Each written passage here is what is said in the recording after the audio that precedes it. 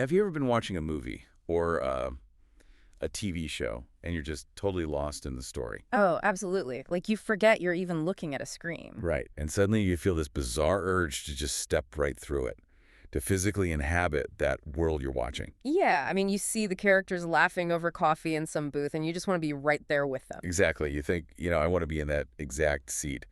But there's that glass barrier. You can't smell the coffee. You can't taste the fries. It's just pixels and light. Well, usually it's just pixels. Right, usually. Or is it? Welcome to the Deep Dive.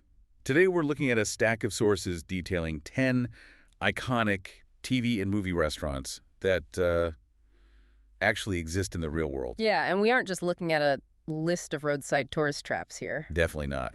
Our mission is to explore these specific places where you can walk right through the door and literally taste the fiction. Because the sources we have, they give us a window into a much more complex phenomenon. We're examining this fascinating intersection where fictional narratives exert so much gravity, that they physically alter real-world businesses. It's wild. Like a TV show can literally change a restaurant's menu. Completely. It can rewrite its local history and even dictate global travel habits. We're talking about a really strange symbiotic relationship between the Hollywood machine and the everyday hospitality industry. Okay, let's unpack this. We're going to take you on a journey through the layers of this phenomenon. We'll start with everyday diners that are just hiding in plain sight, living these bizarre double lives. Right, the facades. Yeah. Then we'll move to the real historical institutions that actually gave these fictions their authentic soul. And finally, we're going all the way down the rabbit hole. Oh, the total takeovers. Exactly. Locations that have been completely aggressively consumed by their on-screen alter egos. Because the spectrum of how a business reacts to sudden pop culture fame, it's just vast. Some places try to hold on to their identity, right? They just lend their exterior architecture to a show. Just a quick background shot. Yeah, but others find that the economic pressure of fandom is so intense they have no choice but to surrender their reality to the fiction entirely. So I was looking through the notes on our first group, the locations that serve as facades.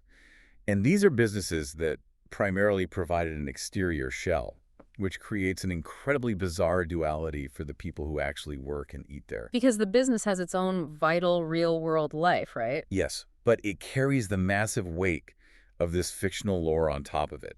Let's look at arguably the most famous example in television history, Tom's Restaurant on the Upper West Side of Manhattan. Oh, better known to millions of viewers globally as Monk's Restaurant from the TV series Seinfeld. That's the one. The place where Jerry, George, Elaine, and Kramer obsessively dissected the absolute minutiae of their daily lives. All right, so if you watch Seinfeld, you know Monk's. I mean, it is the geographic anchor of that entire show. But reading through these sources, I realized the interior of the restaurant, where the actors actually filmed those legendary booth scenes, it wasn't anywhere near New York. Wait, really? It was all a set? All a set. It was on a soundstage in California. Tom's Restaurant merely provided the exterior shot of that neon sign. Ah, right. But that 5-second B-roll clip was used so heavily over 9 seasons that Tom's and Monk's just became permanently fused in our cultural consciousness. Yeah, that exterior shot acts as this sort of psychological bridge. Even though the interior doesn't match the set at all, the physical building validates the fiction for the viewer. It makes the world of Seinfeld feel tangible. And what surprised me in the research is that the real Tom's is a massive institution in its own right. It's in the Morningside Heights neighborhood, just a couple blocks from Columbia University. That's feeding all the students. Exactly. It's not just a prop. It serves an incredibly affordable menu of burgers, sandwiches, all-day breakfast. In fact, on Thursdays, Fridays, and Saturdays, they stay open 24 hours a day just to feed that college crowd. That's a huge operation. Yeah. They even have their own proud motto, claiming they, quote, make it nice. See, so they're running a highly demanding functional business, yet they really cannot escape the Seinfeld connection. I mean, if you walk into Tom's, the walls are lined with signed photographs and memorabilia. Oh, they know exactly what's going on. Yeah, they are fully aware that a massive percentage of their foot traffic consists of tourists just seeking a sitcom pilgrimage. I love how they handle it, though. Yeah. There's this brilliant detail in the source material about their menu. So fans of the show can walk into Tom's and order a big salad, which, is a famous running joke from the series. Oh, Elaine's big salad. Yeah, Elaine's big salad. But there's a catch. If you want to add grilled chicken to that big salad, It's going to cost you $17. Huh. That is a masterclass in commercial pragmatism. I mean, they're capitalizing on a beloved sitcom joke while simultaneously operating one of the most expensive real estate markets in the world. It's so smart. But, it's one thing to lean into a lighthearted joke about a salad. What happens when the fictional world your restaurant is portraying is actually deeply dangerous? Ooh, okay. Where are we going? That brings us to our next facade in Albuquerque, New Mexico. I'm talking about Los Pollos Hermanos from Breaking Bad. Oh, man. The fast food chicken establishment run by the highly methodical drug kingpin, Gus Fring. Exactly. In the narrative of the show, Los Pollos Hermanos is this elaborate, highly successful corporate front for an international crystal meth empire. And the show creates this incredible tension by placing these high-stakes, life-or-death conversations right in the middle of a brightly lit, cheerful fast food joint. Right. It's so unsettling.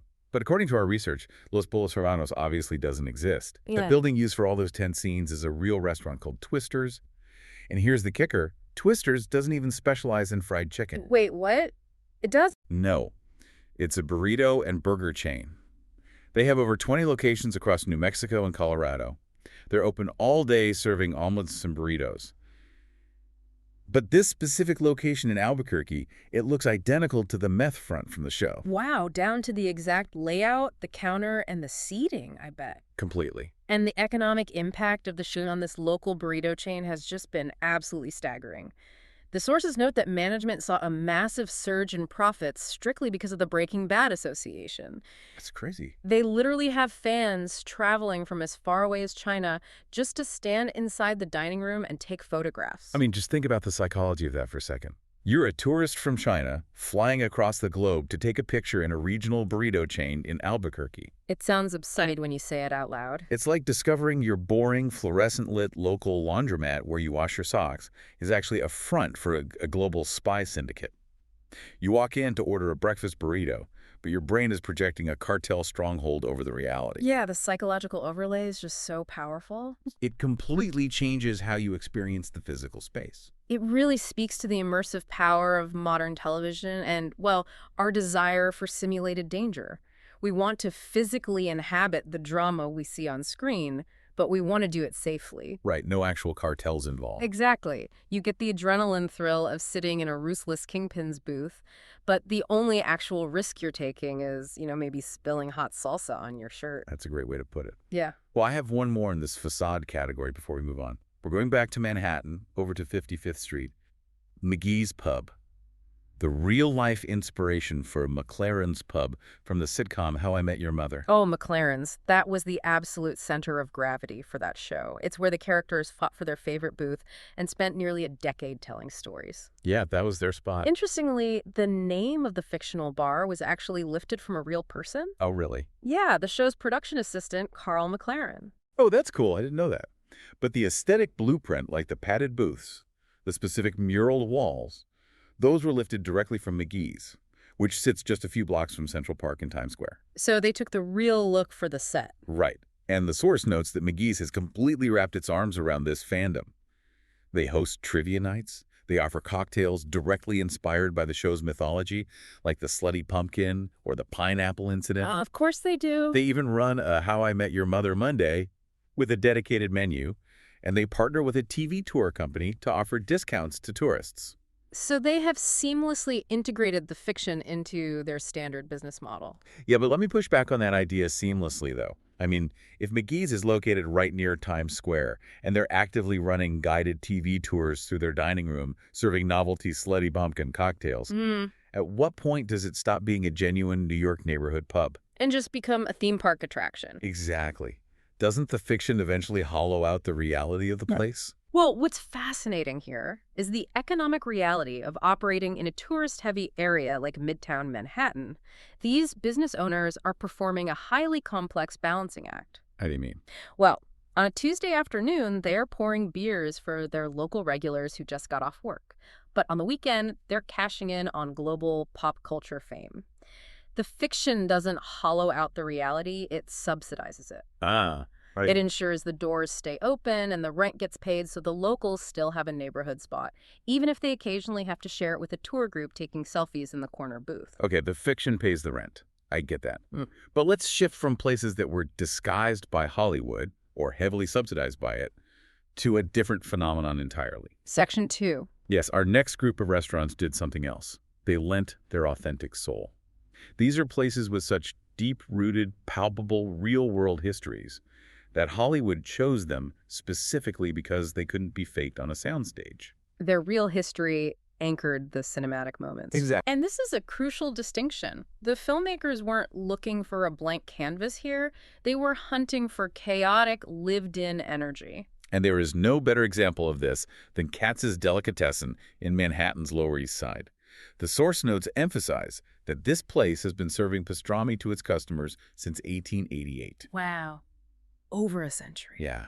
And it sees more than 4,000 customers every single day. It is an institution in the truest sense of the word, governed by its own incredibly stubborn traditions. Oh, so stubborn. I like reading about their menu. A Reuben sandwich was considered a controversial, quote, new addition when they added it 30 years ago. 30 years ago was the new addition. Yes. And the cheesesteak was added 10 years ago. Beyond upgrading their cheesecakes, the restaurant has refused to change. It looks the same, smells the same, and tastes the same as it did generations ago. Yet, despite that towering century of tangible history, it was a single 3-minute scene in a 1989 romantic comedy that gave Katz's its most massive burst of global exposure. When Harry Met Sally, Meg Ryan and Billy Crystal sitting in the middle of that crowded, noisy deli, creating one of the most iconic, unrepeatable scenes in cinema history. It's legendary. And you can go there right now and actually sit at the exact table where that scene was filmed. But here's a fantastic detail I found in the sources. Everyone knows Katz's is famous for its pastrami, right? That's the undisputed king of the menu. Right, of course. But in the movie, Sally didn't eat the pastrami. She actually ordered the turkey sandwich. Huh. That is a wonderful piece of culinary trivia. I'll have what she's having, indeed. But, you see the underlying mechanism here, right? Yeah, what's going on behind the scenes? The director, Rob Reiner, he needed the specific, authentic friction of a 100-year-old New York deli to make the absurdity of that scene work. You just cannot manufacture that level of authenticity. It has to be real. Okay, let's take that same principle of authentic soul and apply it down in Austin, Texas. Top-notch hamburgers. The quintessential backdrop for Richard Linklater's film Dazed and Confused. Exactly. The movie follows groups of teenagers cruising the Austin suburbs on their last day of school. And while they filmed all over the area, Top-Notch Hamburgers is legendary for a very specific reason in cinematic history. Oh, this is good. This drive-in was the location for Matthew McConaughey's very first shot at an acting career. It serves as the physical genesis of an absolute icon. It does. He pulls up to the Top-Notch drive-in in his Chevelle, leans out the window, and delivers his first 3 words on film. All right, all right, all right. Classic. And the incredible part is, if you visit Austin today, the original Top-Notch Hamburgers looks exactly like it did in the movie. It is still open 7 days a week, churning out burgers and fried chicken. So it operates as a living time capsule. Yeah, not just for the 1970s era the film depicts, but for the exact geographical coordinates where a movie star was born. That's incredible. Let's look at one more venue that falls into this authentic soul category, but this one deals with the music industry. The Bluebird Cafe. Right, located in a small strip mall just outside of downtown Nashville. So, the source notes say that since the hit drama series, Nashville introduced the Bluebird to television audiences in 2012, over 70,000 people visit it annually. It's the top nightlife attraction in the city. 70,000 people. But the physical reality of the space is shockingly tiny. It seats fewer than 100 people. Less than 100. Under 100. They serve drinks, salads, and sandwiches. And its real legacy, decades before the TV show even existed, was being a sacred, quiet room for up-and-coming songwriters to tuck their original material. I mean, Garth Brooks played there before he became a global superstar. It is the ultimate kingmaker room in country music. But here's what I don't understand, though. How does a venue that incredibly small logistically and mentally handle an influx of 70,000 tourists looking for TV drama when his original magic was just being a dead silent room to hear an acoustic guitar? It seems like a paradox. Doesn't the sheer volume of tourists destroy the very intimacy they came to see? Well, if we connect this to the bigger picture, it all comes down to authenticity as a currency. The producers of the TV show Nashville, They didn't invent the Bluebird Cafe. They needed to borrow its credibility. To make their show feel real. Exactly. The influx of tourists is undoubtedly overwhelming for a 100-seat room, but those crowds are fundamentally seeking a space where real legends were forged. The fictional drama just put a megaphone to the real history. Oh, I see. The authentic soul of the room is the anchor that keeps the whole operation grounded, even under the weight of massive fandom. So Katz's top-notch, the Bluebird, they managed to stay mostly true to themselves while the fame swirled around them. But reading further into the sources, I found instances where the sheer weight of fan expectation physically alters the trajectory of the restaurant. Okay, this is category 3. Yes, our third category, the commitment to the bit. This is where the fiction actively forces the business to rewrite its own reality. The physical environment basically bouncing back and expanding to meet the mythology. Exactly. I have a note here about Tweed's Cafe in North Bend, Washington, and this part genuinely confuses me. So this was the real-world location for the Double R Diner, for the cult classic 90s show, Twin Peaks. Oh, right, Twin Peaks. Fans would go there for cherry pie and a, quote, damn fine cup of coffee. But the source says that sometime after the show ended, a devastating fire completely gutted the building. Oh, wow. A total tragedy for the local community and the owners. Right, but here's my confusion. When they rebuilt Tweed's after the fire, they modernized it. It lost that specific, quirky 1990s Twin Peaks aesthetic, and the visiting fans were furious. You're kidding. No, they were walking into a functional, newly remodeled cafe and throwing a fit because it didn't look like a fictional television set anymore. That sounds like an impossible situation for a business owner trying to recover from a disaster. It really is. But it demonstrates the powerful economics of fan nostalgia. The customers weren't buying coffee, they were buying a memory. A memory of the show. Exactly. So when the environment no longer matched the memory, the product lost its value to them. Well, here's where it gets really interesting. Years later, it is announced that Twin Peaks is returning to television for a new season. Oh, the reboot. Yes. And the owners of Tweed's made a wild decision. They completely undid their own real-world post-fire remodel to restore the cafe to its original fictional aesthetic. Wait, they went backwards? Yes.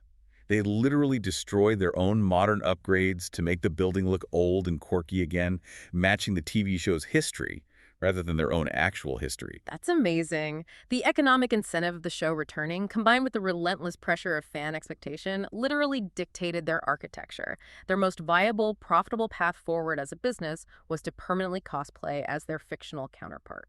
I guess you just can't fight the fandom. Now let's look at another location that expanded massively to meet consumer demand.